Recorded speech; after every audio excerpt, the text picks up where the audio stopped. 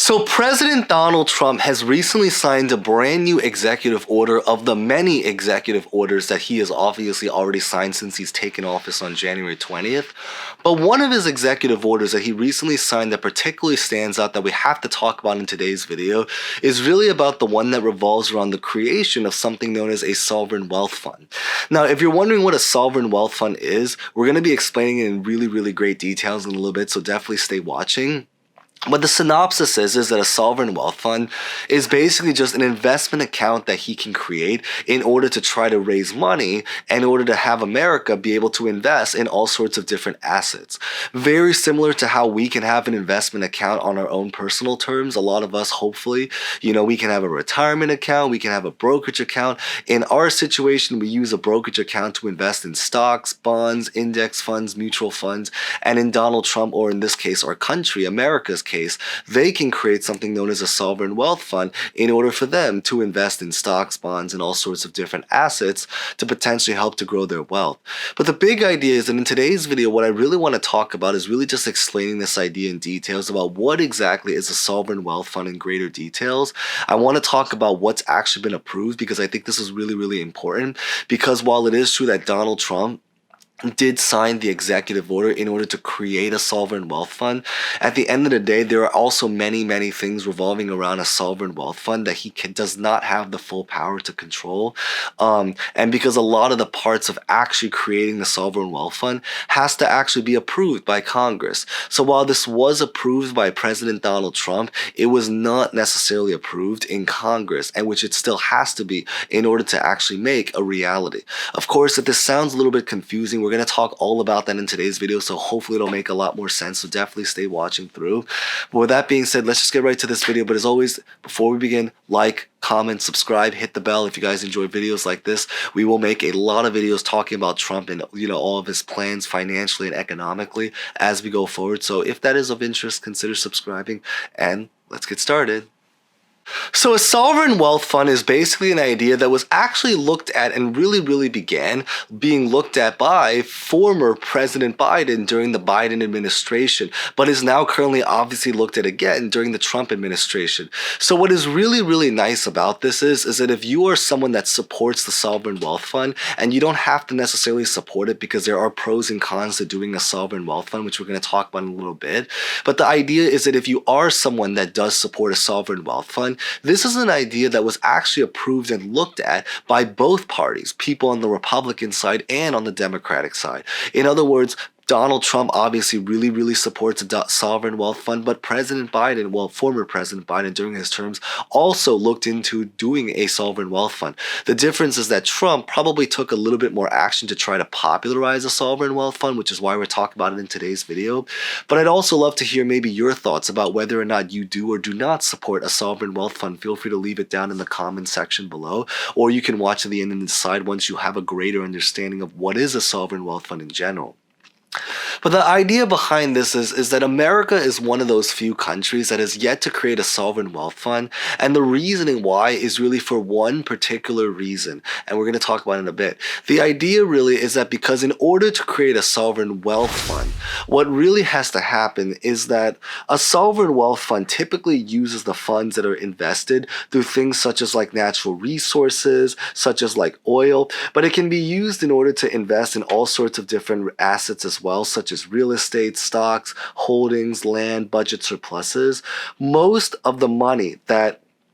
is invested in a sovereign wealth fund has to come from excess spending or excess free cash that a country has in order to dedicate to creating a sovereign wealth fund. So why this is important is that because the problem with what's going on in America is that, as we know of it, is that what makes America special or different from a lot of other countries, and I guess this is the one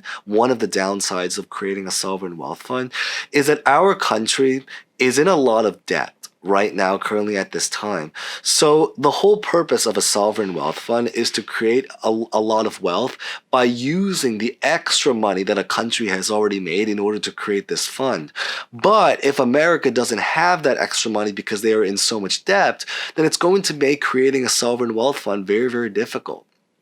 So regardless of whether or not this is a good or not so good idea, then it really, really also depends if Congress is going to see it as a good idea as well. Because in Congress, keep in mind, as we've just mentioned, is that they still have to try to find a way to approve it. Now, a sovereign wealth fund currently right now in our country, there are actually 23 states that interestingly already have a fund or sovereign wealth fund of some kind that basically totals and is worth about $300 billion, with probably the largest sovereign wealth fund in our country, so on a state local level, to be in Alaska with about $80 billion. The issue is that in order to create a sovereign wealth fund, as we've just mentioned, is that because you typically have to have little to no debt, and in our case in America right now, we currently have about $36 trillion worth of debt, making it incredibly, incredibly difficult. So by signing this executive order on President Donald Trump's plan in terms of what was actually approved, now to talk a little bit more about that is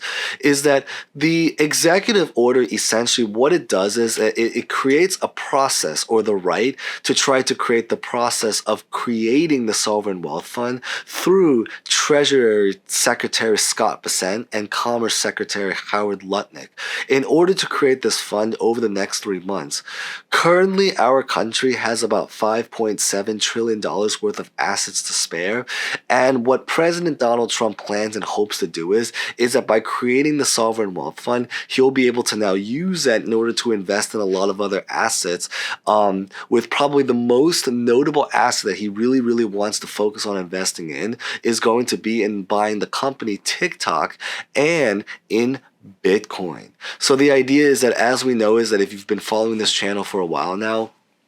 President Donald Trump obviously is a very, very massive fan of Bitcoin. He wants to try to buy TikTok. He also wants to try to buy a lot of Bitcoin. And through this sovereign wealth fund, he hopes to invest in these two assets as well as a lot of the other assets, but just with these two being the most primary ones that he is really trying to focus on in order to try to grow the wealth inside of our country. And that's really the story behind what Donald Trump is trying to do right now. Now,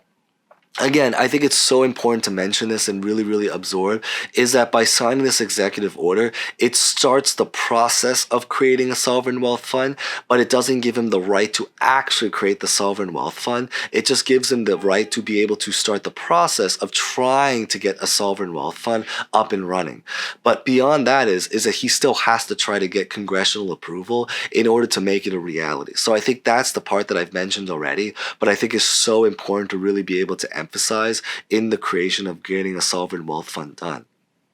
Now,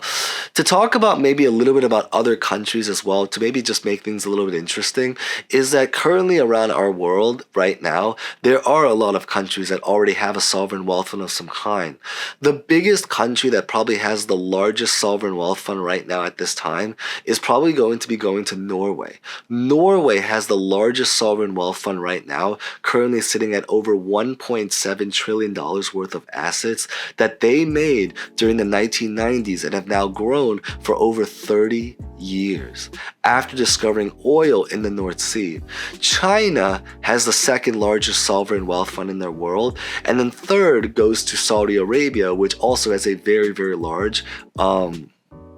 sovereign wealth fund inside of our country.